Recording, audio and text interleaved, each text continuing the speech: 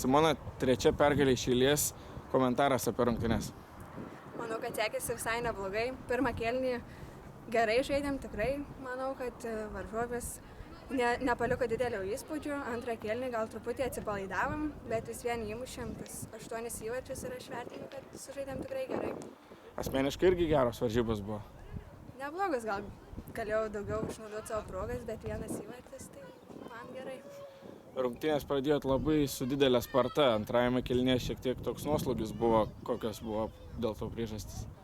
Nežinau, gal truputį pavargom per pirmą kėlinį, nes bandėm kuo greičiau, tuo daugiau įmušti, aišku, gal truputį atsipalaidavom. Dėl to taip ir gavosi. Žaidėt su pagrindinėmis varžovėmis, galima sakyti, ar kažkaip ypatingai ruošėtės šitoms rungtynėms?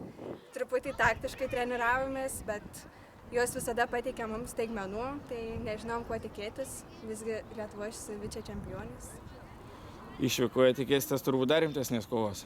Žinoma, kiekviena varžybom ruošimės vis stipriau ir norim kuo daugiau įmušti ir kuo geriau sužaisti.